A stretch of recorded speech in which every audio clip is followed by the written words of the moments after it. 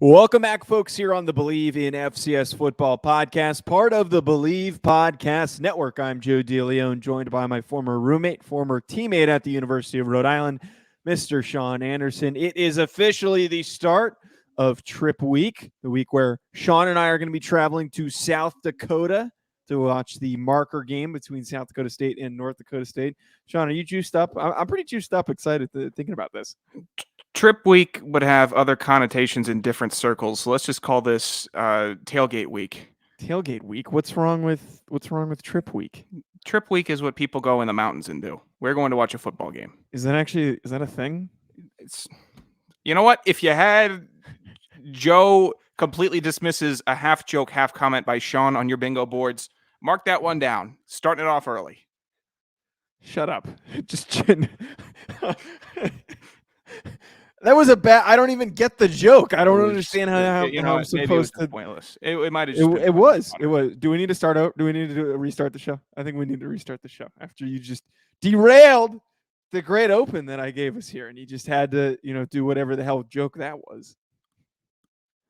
I'm trying to be excited because we're going to South Dakota, but you're, it's tough being the one. Sometimes you throw you keep on swinging. If that was a swing and a miss, it was a swing and a miss. Be swinging at you when we meet in the airport in Minnesota. What do you get? The TSA coming after us? Let's get on the home turf first. Do you think they'll let me take a handgun on and be like, no, you don't understand. It's for a fight. I don't think so. I mean, Quinn and Williams tried. I'm sure they might let me. Maybe we should restart the show. No, it's too late. We're already 2 minutes in. Sean, we got some stuff to cover on this show. We're going to talk about the fantastic bingo boards that were sent our way. We're going to talk a little bit about a guest appearance that we did last week. We've got a lot to cover with two upsets, the Villanova one and the Southern Illinois one. And then we, as always, will have certified FCS hacks of the week. And this week was a really good one. We got some bangers in there. We got close to 15 of them, and there were some really, really good candidates. So that is all coming up on today's podcast. Sean, can you just what do you got? You're about to say something. Is it a coveted award to be the hack of the week? Everybody's very invested. It's not a good thing.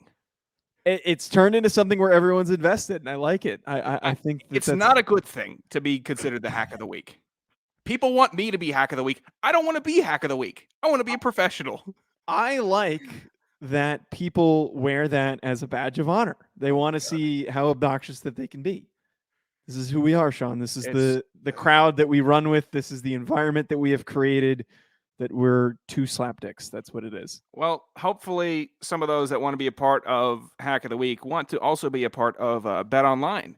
Who are back and better than ever with a new web interface for the start of the basketball season. More props, odds, and lines than ever before. What's that face? What's that face? First of all, I didn't even know you could see me because I thought you were reading the read. But I got half and half. I could see you. The face I was making, because that was the most. That was just a very interesting transition. I'm going to leave it at that. That was a weird segue. You know what? Why don't you and Mitch just go to South Dakota yourselves? Tap out. You guys can have some spotted cow. You can have some beers with olives in them or whatever. I might tap out after that. After someone's trying to keep the show as a show.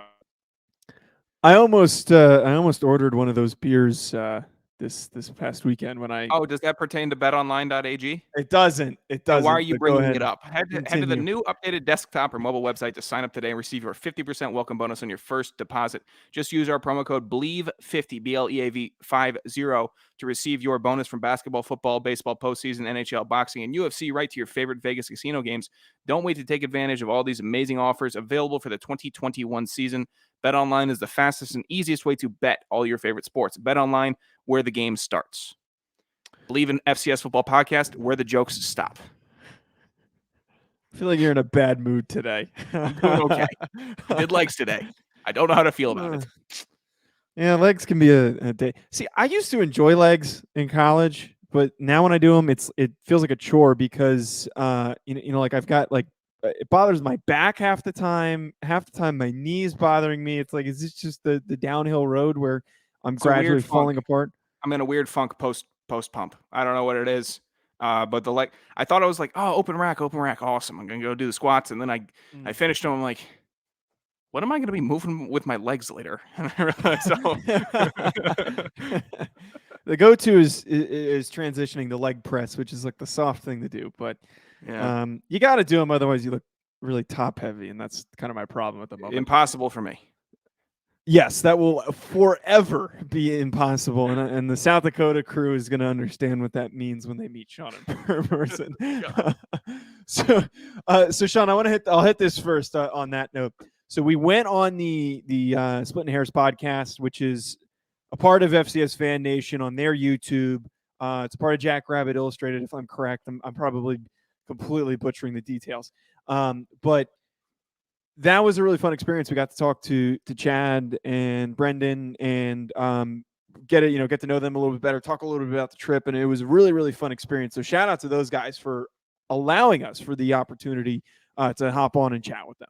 Yeah, they kicked a metric ton of ass. So find it anywhere if you want to see me and Joe, basically at our peak. And if you're a South Dakota State listener, watch that. You'll pretty much get the gist of what's going to be taking place this next week. Yeah, and we're going to spend some time, I think when we do our preview episode, we're going to tease what our intentions are this week. There's going to be a lot of content, though. That's the general gist of it. And I will say, if there is anybody else out there that does North Dakota State coverage, that does South Dakota State coverage outside of the Splitting Hairs show that we did, if you guys want to have us on, just reach out. We're more than willing to hop on. We always love being invited on to do podcast appearances. If one of us is available, we'll hop on and do it. But yeah, definitely something we're looking forward to. Well, let's try to keep it before 10 p.m. Eastern. I can make some things happen. Some things, somebody's got to sleep sometimes. Yeah, you gotta get some sleep eventually. But no, that's a that's a very, very good point. That's not the first time too that we've been invited onto a show that it was taping at a really weirdly late time that we just had to stay up very late for. I didn't really have to stay up that late, but it was dinner time for Joe. It was dinner time for Sean. It was still bedtime for me. I go to bed early like an old man. Sean, the other thing too I want to talk about. So we made I love our listeners. I have to say this. I absolutely love our listeners because every time we make a throwaway comment of something stupid, just really dumb stuff. Stupid stuff. Our listeners always pick it up and run with it. We always have somebody who's like, oh, I can turn this into something funny. So we had 3 people this week. We had 3 people. Dan, my man on Twitter. We had, let me pull the other guy. Colin was one of them because I gave Colin a hard time and I said, you better send this one. And then the other one was Nick Mayer. He also sent in one. And all 3 of these bingo boards for the show are 100% usable, but they were absolutely fantastic. How spot on. They broke us down better than I think any of us could have broken each other down. I was almost insulted. I'm almost insulted at how they boiled down the show. And maybe we've been really narrow casting as of late instead of broadcasting as we should be. I don't know how to feel. I don't know how to feel about it, honestly. You know what? The initiative, all that is fantastic. I love it. It's just so much. And Collins, it's like P1 listen, like stuff that we haven't talked about in a while. Collins is probably the overarching one about us personally. And then there's just so much stuff. I mean, we haven't talked about your haircut or color in a while, I don't think. It's just. We talked about it. When did we talk about it last? It was 2 weeks ago. We definitely talked about it. We definitely brought it up. Sean gets through an ad read uninterrupted. Yeah. Mark that would never get marked there. That will never get marked. I want to know who won bingo this week. Just pick one of the boards that was retweeted. If you play bingo, it would be a fun thing to follow along and use one of the boards of your choice to see if we do get a bingo. And trust me, we don't want to get a bingo. That means that we are stale. That means it is some stale things happening. That doesn't mean it was stale because all the things I think on the board are like okay, this is this is pretty pretty sloppy. Cuss word, segue in quotes, Hack in quotes. Joe gushes over Ryan. Sean makes a joke and Joe dismisses it. Bet online ad read is derailed. Sean attempts math for FCS. What? I'm not doing the. I don't know. You used to do that. That was actually like a season 1 thing. Was that we used to sit and bicker about the math because we had a really cockamamie process for doing it instead of just writing down our picks ahead of time. Yeah. We thought of the brilliant idea of just naming the teams off the rip. And re-listening to it. Yeah, and then go back and re-listening to it. And it was a total cluster F trying to do that. So, well, thank you for those folks who participated in that because I thought that was absolutely freaking hilarious. That made me happy, but at the same time, when I read through it, I'm like, is this what we're doing? Talk about ring lights every damn day. We kind of are. We kind of bring it up every week, and now our listeners are 100% playing along because that was included in the hack of the week. All right, Sean, let's pull up to the water cooler here. Let's fill up our cups. Sean, the first thing that you might have missed, I don't know if you heard about this one, Sean. I am no longer capable of picking and providing input on who is in the top 5 best teams in the FCS. And I'm done trying. I think I am done trying to do it because every freaking week that I feel confident in a team and a team proves to me that they deserve to be in the top 5 conversation. Right. They lose. They lose to a totally random ass team, a game that you just didn't expect to happen, or you're too confident in your predictions of a matchup and somebody sneaks out. So this past week, we had the less unexpected one with Northern Iowa beating Southern Illinois 23-16. Huge win for Northern Iowa. They're trying to reestablish dominance and really prove themselves as to make a playoff push. That's a big win for them. But the one that I just cannot wrap my head around is Villanova losing to Willaim and Mary. And that completely just effed up everything for the CAA. They actually almost demolished them. They were beating them pretty good at one point. 31-18, multiple picks from Daniel Smith, a totally uncharacteristic game. And I keep getting the comment from people that, Willaim and Mary's better than they get credit for.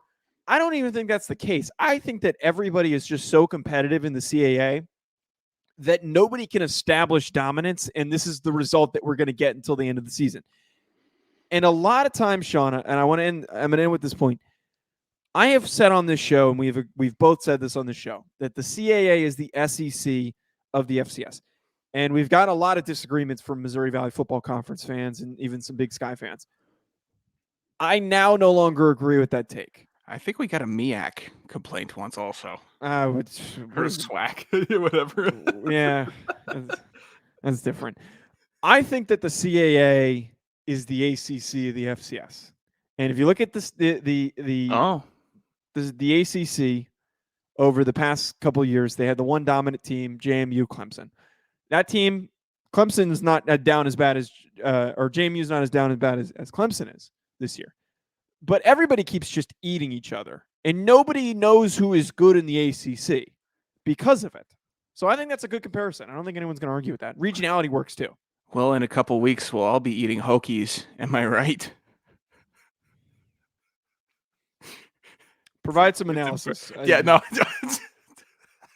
It's awful. I'm hacking the week. That's such a long way to go for a non-payoff joke. Multiple weeks away from Thanksgiving. It took me a while to even figure that out. It was bomb. Dude, your analysis is spot on. Because as soon as you said ACC, I'm like, what about Clemson? And I said CAA. JMU, and then everybody else just kind of falls in line. You got Pitt playing good sometimes. You got Florida State. And they lost to Miami. They lost to Pitt was the good team this year. Pitt was the good team that had the weird Western Michigan loss. And they lost to freaking Miami. It's the same thing. Miami without Derek King also. Yeah, Miami without my guy Derek King. Dude, you know what? Good call, Joe. Good call. I want to disagree. I like when we debate and yell at each other and do all that. You're right. You're spot on. The ACC also a good thing that you don't have to have like Notre Dame in their conference and have to deal with all that and the TV, right? But it's still fun to see the not fun. What am I talking about? I've lost my train. You're right. I don't know what to say after I admit that you're right. That's all I can say is you made a good point. This is so odd for me. This is walking on Mars. Who's got on their bingo board? Sean admits Joe is right, because that has never happened on this podcast. I don't know if that ever has. There's usually something that you disagree with me on. All right, Sean, what else did we miss this week? North Dakota State just blew the doors off of Indiana State. No one thought that it was going to be a very close game, but on the verge of a shutout for North Dakota State. But their punter dropped a snap for a safety. The North Dakota State punter did. So the final score ended up being 44-2, I believe. Yes, that one was included. Yeah, that one was included because of the obscurity of that they were blanking Indiana State. And I think I saw somewhere it was a freshman punter or something like that. The snap wasn't great, and I don't know who to blame in this instance, but it was just a totally muffed operation. It completely marred the whole thing. It was just one of the best teams won their game, but it's just a random included dumb thing that happened in it. Would you rather have that happen or have Chris Boswell roll out for a fake field goal and get his ribs crushed in? I'd rather not lose my kicker. What a stupid call that was. I know it's the FCS football show, but if we're talking specialists, yeah, 1A for specialists. Why wouldn't you do that with your punter? Their punter's 250 pounds. Why wouldn't you have a play call for why wouldn't you or kick the field goal? It's a good question. Fools. Sean, take the next one because the last one's going to require some extra describing. I haven't seen the last one yet. I don't think. You take the next one. It deals with the boys that I don't like the official team of the FCS Football Podcast. The official hack team of the FCS Football Podcast. Portland State, who has never done anything to us ever and has never said a bad word about us or denied an interview, whatever. They're rolling, and they had a 42-21 win over Cal Poly. And for some reason, they're the hack team that has been dictated and placed on our doorstep. I'm not becoming a Portland State fan. I don't believe Joe is either, but Joe is leaning closer to it than I am. I didn't have this in my water cooler, but Joe wanted it. But I guess they get a win. So for everybody out there who is a fan of Portland State or likes commenting on them, here you go. I will serve it up to you on a platter. They win. Yeah, I'm a jackass for putting this in here because I mean, there wasn't like any wow, that's a big headline. It was like a lot of teams winning close games that were highly ranked, like Kennesaw beat Gardner-Webb, and it's like, yeah, good for you. And everybody won that was supposed to win. The two upsets we already talked about. The Kennesaw would be fine. Massaroni texted us and said how big of a week it is. Yeah, well, I don't want to dignify him. Why not? He's a great guy. We dignify Colin every single week. We don't dignify. No, because Nick is too nice. Colin's an idiot. Oh, my God. No, I had to include this because we have been clowning on this team, and they're actually playing good football. I wouldn't even say we've clowned on them. I just feel like it's been everyone has clowned on them. Our listeners are clowning on him. We're playing along with the clowning on, and they're winning. I don't know a thing about Portland State. I don't want to talk. Neither do I. Nor do I think I will. You don't know a thing about them? No, I don't know who their starting quarterback is. Doing? The fans part of the bit. Control. Oh my God. It's part of the bit, Sean. It's a part of the bit. Hell? So the last one's another total slappy thing that we have to bring up. So the Grizz fan pod tweeted out before the Southern, I think it was the Southern Utah Montana game. Can you check if they played each other? So they tweeted out this picture, and the caption on it is, every Southern Utah player is dropping something into this bucket on the way out to the field. It is labeled all in, and you can see in this picture that I sent over to Sean on Twitter. I don't know if you looked at it on game day, and it's a bucket with Sharpie on it that says all in. I'm looking at it now. What are we doing? And what is this? The Grizz fan pod at Grizz fan pod on Twitter. Well, you're welcome for the free promotion. It says any Southern Utah experts want to elaborate. So I have to say that for those that don't have the background in football, played in high school, but when you get to college, and it also happens in high school, there's always something that your coach tries to do, some type of symbolism to rally behind, and you usually do some weird bit. And most of the time, if it's a good coach, we'll do something that makes sense. And like when we had 3 more feet for Rhode Island, it was a rallying point. It was based on a story that our coach told us, or some folktale that our coach told us. And the story behind it was just generally, you need to keep pushing, because if you stop and give up, somebody else is going to produce the results that you were working for. Yeah, it's the gold miner in the mountain story. He gave up 3 feet short of the big haul. Sold his equipment to somebody else. He ends up, the person who bought the equipment ends up getting the gold. The guy who sold it gets nothing. He gets his money back. But I have to say that this one is a new level of stupid. There's always something that coaches overthink this crap, and they try. I think this hard. is underthought. Do you think that this is actually? I kind of agree with that. It's just so dumb.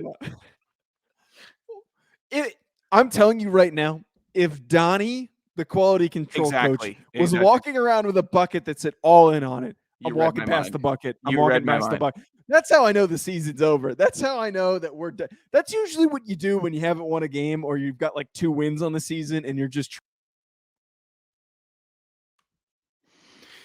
Well, he did it again, folks.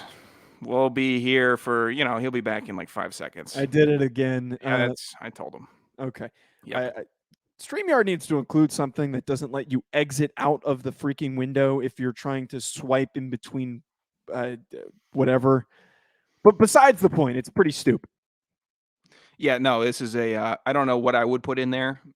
Maybe I would put like an apple. Something in the bucket. Everyone. An apple. Yeah, I'm trying to think what I would have that I would never use. You're going to discard your garbage into I think it's like you put in like a note kind of thing. A note?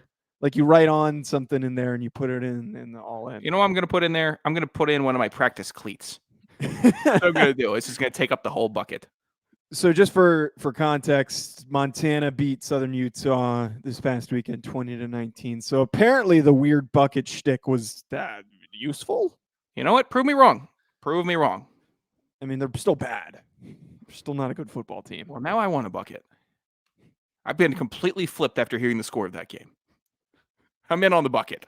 I would argue that it was one of those games where Montana saw the bucket and they're like, "Oh my God, what is this clown stuff?" And they completely just wrote them off. I'm going to treat the bucket like the Drake. You hate it or you love it. Right now, I love the bucket. Come on, that one's okay. I think the listeners will, they get that one. Yeah, I think they will. All right. I want to buy my own bucket. We should get our own bucket. Do we have a game, Joe, that we would like to take a deep dive in? No. Okay. Yes, we do have a headline game of the week. So we previewed UNI SIU, and Sean and I, the total bozos that we are, we very defiantly. By the way, I have to point out on the bingo board, somebody wrote down that Joe says defiantly when he means definitively. I'm using defiantly correctly, right? I'm not tripping. Let me look at what defiantly means. This is what you do to us. That's part of your defiantly. Part of my vocabulary. Defiantly in a manner that shows open resistance or bold disobedience. I am not using that correctly. Definitively. Wow. That's right. You are a rube. You are past a hack. You are a rube. This is also, by the way, everybody, you can't become rube of the week. We're not taking this. That's not a thing. Joe himself, sole rube of the show. And I have tons of verbal flubs. Tons of them. Defiantly. I need a second. That actually hurts because I use that word a lot. You use it all the time. Why did I think that meant something else? I haven't even processed it because you've used it so much. I'm thinking, that's just how you use it. Now I got to think if I've been using it wrong. If I picked it up from you. Okay, well, we just assumed that SIU was going to stomp UNI. We broke it down. We thought it made a lot of sense. And then UNI decides to say, no, we're a better team than we deserve credit for. SIU is overrated. We were. Yes, I was adamant. No, I don't know if that works better. This game was very, very depressing to watch as it unfolded. 2 interceptions for Nick Baker, still threw for 300 yards. They struggled to run the ball. Turnovers is really what killed them in my eyes and really kept them from being able to stay in this game. But it was close because SIU has a very good defense. And as we know, UNI's passing attack, led by Theo Day, is not very good. The guy barely threw for 100 yards, but they couldn't stop Bradrick Shaw, who was running all over them. But the thing that stood out to me in the end of this game, Sean, that made me so freaking frustrated is that SIU gets all the way down 23-16. They're in the red zone. They're capable of scoring. And 4 straight times they threw for the end zone. All 4 times incomplete passes. I don't know if they were out of timeouts. I don't know if they didn't have enough time left or something along those lines. But I just don't understand that approach to just aim straight for the end zone.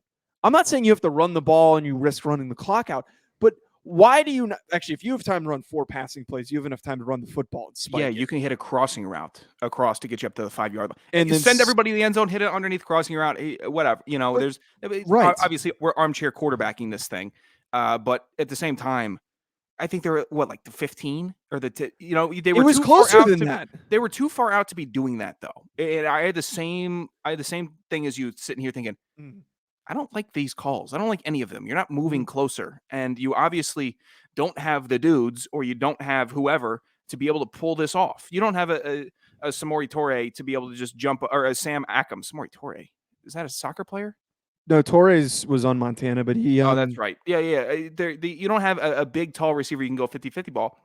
On the 4th down play, it was actually Baker's best throw of that session. It was a good 50-50 ball, but 50-50 balls, he lost that one. The others were just bad passes. That's bad plays, rather. Right. He put it where it was supposed to go, but it was just bad plays. I'm like, That's my problem with it. Is the guy turned the ball over twice because he was forcing the ball, and then there was the one tipped one too, which was just a really scary spot to be in. It's tough. Stuff like that happens. Balls bounce weird.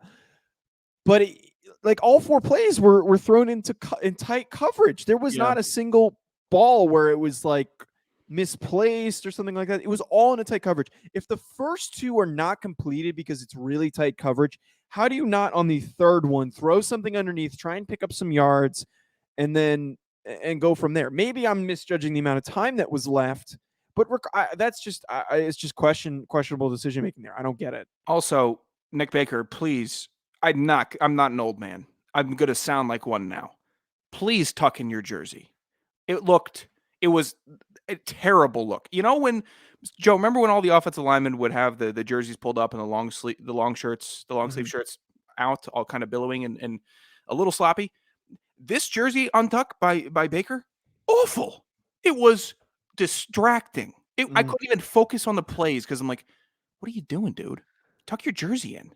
You do sound like an old man. I know I do. And I don't care how a player dresses. I don't care. I'm not everybody needs to look the exact same. That's not my mantra. That's not what I go by. But golly, that was a distracting look for the field. And it didn't, I don't know. It wasn't a clean look. Maybe I'm hating, whatever. But it was just definitely off-putting for me. Before we get to fat stats, I ask this question every time we talk about one of these upsets or one of these close ranked games. Who do you buy in? What do you buy into more in this? SIU being more overrated than we really thought, or UNI being better than we thought? It's tough because SIU put themselves in a position to score at the end of the game. No matter how much we dislike the calls, when it got tight, good teams give themselves a chance to win.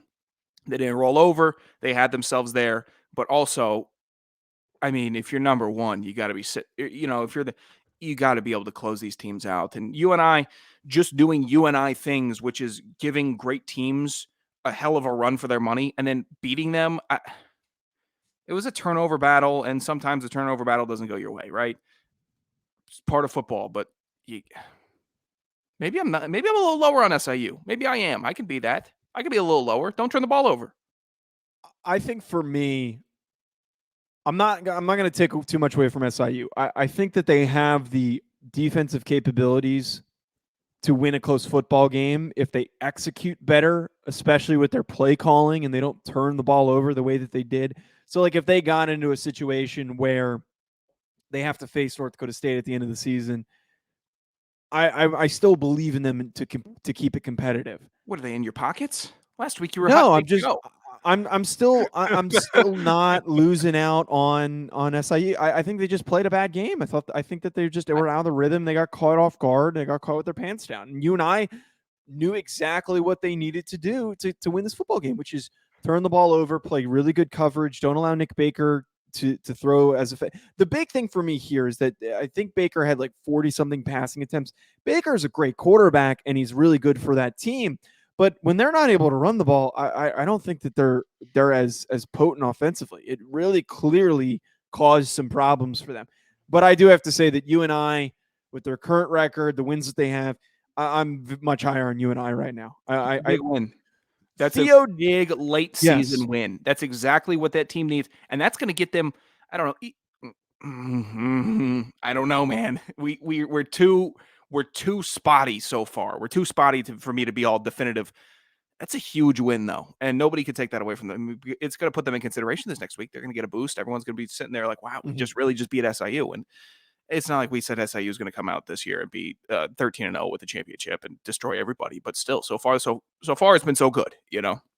The only thing is I refuse to buy into Northern Iowa's offense. Theo Day for me barely throwing for 100 yards. That's a problem. If you want to win games in the FCS, that is the defining factor for me. Is if you can have a really good defense, but if you don't have a quarterback that can execute in crucial situations in more difficult games, you're screwed. You really are. And I'm sorry, Theo Day, to be that negative in your direction. But 103 yards and 2 picks is really not going to cut it for me if you need to win those close games. And that was the same problem that they had with McElvain, I think, wherever the hell you pronounce it. I mean, he's gone now, but same crap. I could never buy into him because he did the same thing. Weber State Constantine makes me think of him too. Yeah. Same thing. Turn the ball over. Inconsistent.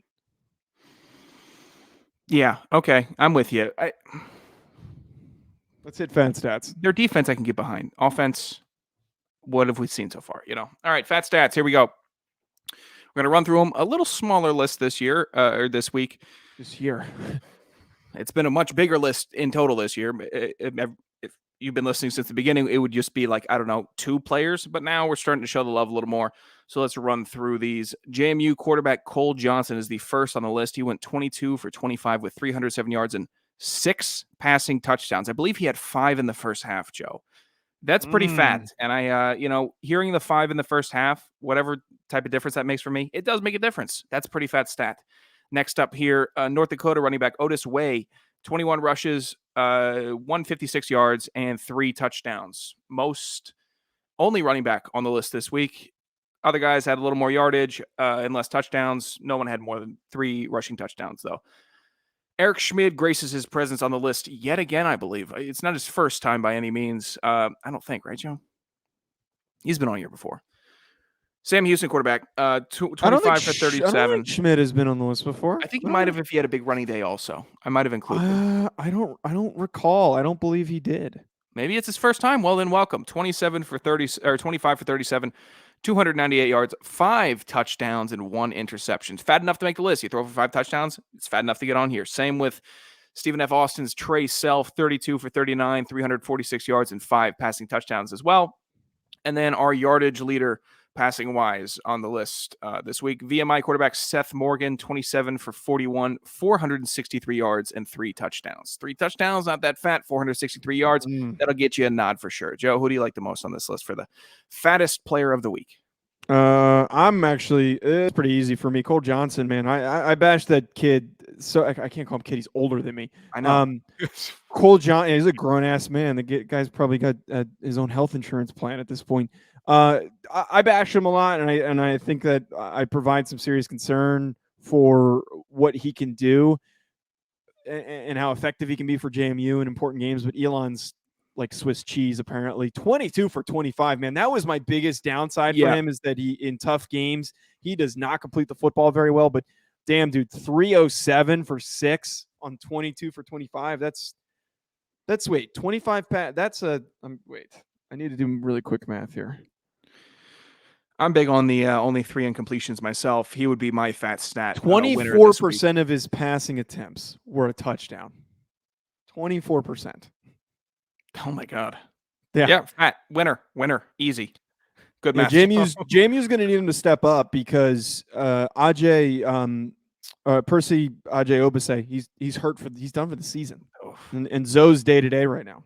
So golly, yeah, tough for them. Oh, good way to step up. All right, wrapping things up with everybody's favorite segment, Certified FCS Hack of the Week. So we have a lot of contributions this week. Colin has a couple reasons to be included, and I'm recalling another thing that I'm going to mention in a sec. So these are the ones that are honorably mentioned, and we're going to pick a winner because we couldn't choose which one we felt was the most standoutish. How could we? They'll hear. So, friend of the show, consistent listener, and submitter to Hack of the Week, Kyler Neal. Portland State is underrated and a potential playoff team at 4-4, even though their only D1 wins are against teams that have gone 1-16 in the Big Sky. Kyler's the one who started this bit, by the way. And that man has so effectively continued this bit that he's got me bringing up it during the damn water cooler.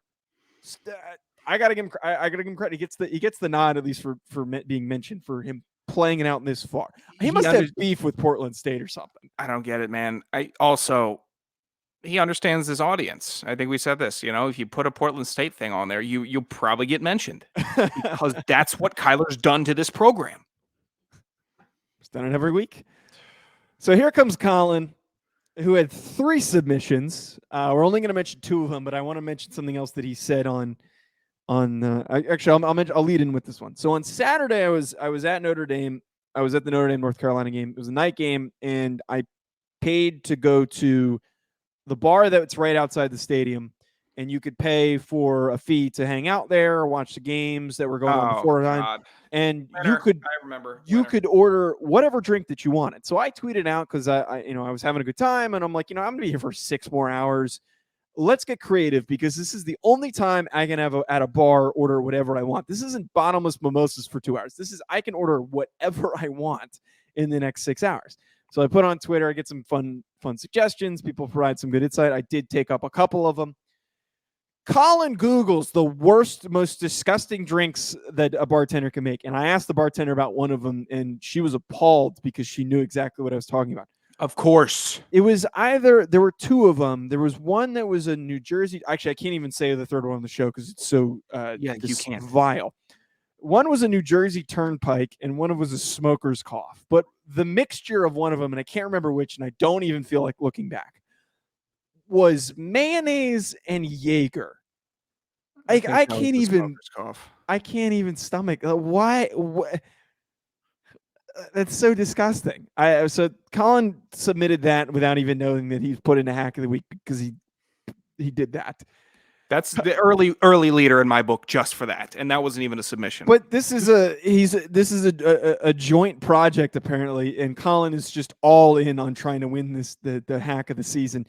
He then commented, and Colin knows very well that I have most of the current URI football players following me, and most of them are very active on Twitter.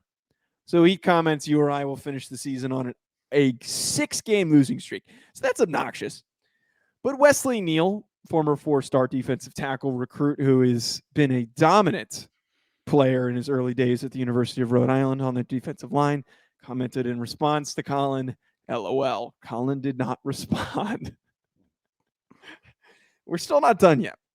We got one last part here. Because why would we be done? Colin then he made a dumbass comment about how no FCS teams moving up to the FBS, which Colin, there's already confirmed sources that say that JMU's moving to the Sun Belt. So we're just going to move past that one. He also commented, your trip to South Dakota becomes a distraction for the South Dakota State football team.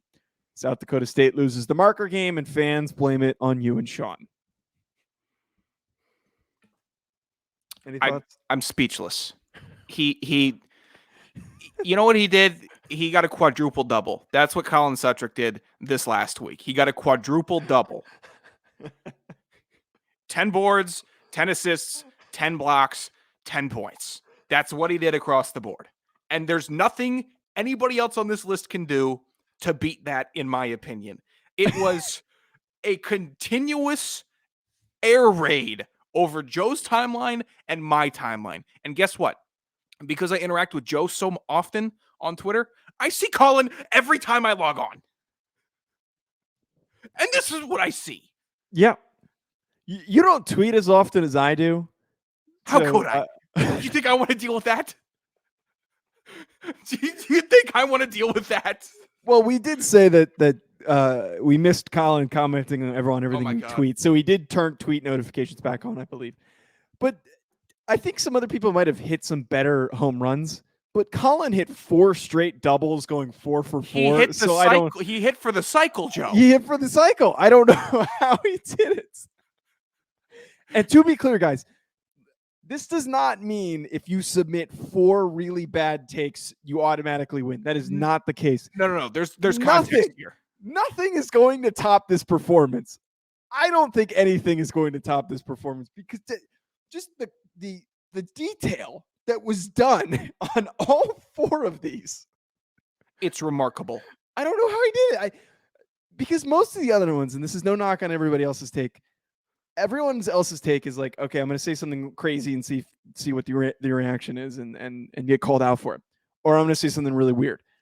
But Colin has successfully picked things that we consistently, he knows is going to aggravate us. And maybe that's because he's like the first listener we've had since day one. And he's been listening for 3 years. Dude, I don't know. I've never seen such a performance like this. It's winning the Masters, shooting under, he shot a -20. That's what he did. All 4 days. Perfect. Thursday swing felt crisp. Friday, short game was fantastic. Saturday, hitting bombs off the tee. And then Sunday, let's just all put it together here and just go 20 under for the final round. That's what we're going to do. It's insufferable. Sean, you know what the worst part about this is? Huh? There's a 50-50 shot that Colin doesn't even listen. I'm just going to move on from that. Oh, did you just get some skinny? No, I just said there's been some times where we've talked about him and I've like had to go back and say, Colin, you don't appreciate this one. He's like, oh, I'll go listen. Oh my God. My point is that he doesn't always consistently. Oh my God. I think he doesn't because we talk about him enough where he should be commenting on everything we talk about. We spent too much time on this. We've got a couple more that we need to address. I'm going to save Dustin's for last because I think that one's really funny. So Lawrence came in here with one that he also knew would get under our skin. After their win over Villanova, Lawrence Smith had this one. I think I already said that. After they went over Villanova, Willaim and Mary has cemented themselves as the best team in the CAA. No, I'm not doing this. I'm not doing this. Just because you beat the current best team does not make you the best team. They have a bad loss, too, if I'm correct. I just want to pull it up. Look, that's hack enough to get it brought up. Because they lost to Maine. I don't know if that's true. I don't know if we should indict them on that. I don't know. After recent events, yeah, but, I'm out on Rhode Island, so that's all that matters. Oh, you're out? Oh, I'm out. Out. I can't come on here. I look like a clown. The amount the things that I said, there's a reason why people keep commenting you or I things. It's because right. I've been so aggressive.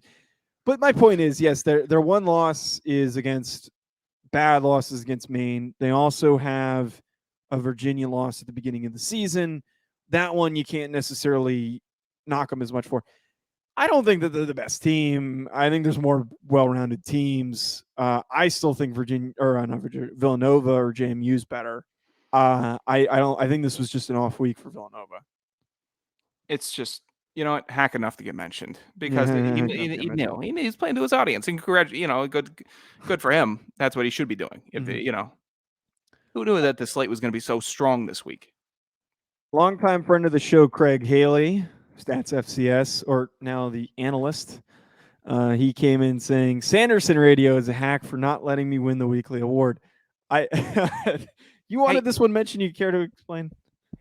Hey, Craig. I respect you. You're the dude in FCS. You're the dude. Why do you want to be the hack? It's not a good thing. You're the pro. You're the guy that I've never thought you were a hack, ever. You've never tweeted anything that wasn't informative or later stolen by me and Joe and passed over as our own stuff, as our own original content. You have show prepped. The first year of the show, Craig, you did our show prep. That's what it was. So we are indebted. Therefore, you couldn't be a hack. But I didn't know that you wanted to be one. How could he be, Joe? It's Craig Haley. Yeah. That's a good point. Okay, here's the last one. And this one I got a good laugh out of. Dustin Helton. He says, you and Sean will be passed out drunk by noon on Saturday. And so I responded that I think you underestimate the size of Sean and also, just our tolerance levels. Since COVID, mine has exponentially risen. I can say with certainty. First of all, there's not going to be anyone bigger than Sean there. I go out there and get in on the goal line if they need to. For either team. Put me in on wing on field goal. That's what Sean will be the biggest human there for anyone wondering. Sean's not a small offensive lineman. Sean was a tackle. But there's been instances where I've been with Sean and you've had like what? You've told me you've had 30 beers in a day or in a 2-day span. No. Let's not get up to 30. But there's some days where it just kind of keeps on happening, and the holidays were big eating holidays. Mm-hmm. You kind of just lose count, not because you're so hammered, but because you have eaten so much and it's not really taking as much effect. I don't know. I'm not there to brag or outdrink anybody, as again, we have responsibilities on Sunday that are vitally important. AKA and also not to make our flights. Right, and also not to make fools of ourselves in South Dakota. Yeah. What if we want to talk to chicks or something? What I'm going to be stumbling and bumbling around? Apparently. Not going to happen. No, I won't. If I start drinking at 12, I won't be drunk till 3. And that's if it's continuous, which it won't be, I'm assuming, in the stadium. Wait. Rephrase that. If I start drinking at 12. Why would we start at 12? We're starting before that. I think we're starting at like 7 a.m., dude. I think this 7 is a.m.? Yeah, I mean, did I not tell you that? That's what? Yeah, I was talking to the guys that we're tailgating with, and Chad and Brendan, and it sounded like we're going to be gearing up at like 8, 7, something. That's what I vaguely recall. Gearing up at 8 or 7. I'm going to verify those numbers. 9 or 10, and I'll Uber over there. We're both Ubering over there. Are you kidding me? I'm not. We'll get separate Ubers. No, I'm waiting. You're getting up. We're getting some coffee and some donuts, and we're gonna waddle on over there. You don't think I would enjoy a little bit of sleep? I think you would know some situations. Can sleep on the plane. Sleep on the plane. You'll be fine. Oh, because I have such a comfortable time on planes, huh? That's actually true. Yeah, that's actually a good point. Yeah. I'm sure the guy, whoever's next to you, wouldn't mind if you fell asleep on top of him. Oh, yeah? Yeah. They'd marshal me off that thing. Who's going to get me up? Not the marshal. Somebody's going to have to. All right, I think that's a good note to wrap us up on. Almost at 50 minutes. We just every week. What was it? We were doing like 25-minute shows. We were doing 25 minutes. We're gonna be at an hour and a half each week if we're at, at this rate. I don't know how people can survive through this for I don't know either. Minutes, but this is why I say we're praying for you every week. I got mac and cheese to eat, and then I got some football to watch. So this is what I'm going to be doing after this. I'm jealous. I have to go eat chicken. That's what I have. Oh, I got some chicken downstairs too. Rotisserie. Did you buy one of those? Yeah. Harris Theater tonight. $6. I kind of want some of that now. It's pretty good. If I didn't have to work the Giants game, I would go buy one. I might go buy one. Humble brag. It's not a humble brag. I'd rather be doing other things. All right, folks. Thank you for tuning in. We're praying for you. We'll be coming at you with a preview. Stay tuned for a crap ton of content this week. Go FCS. Sign us off. Get us out of here. Follow, subscribe. You know the drill. Yada, yada, yada. Believe sports.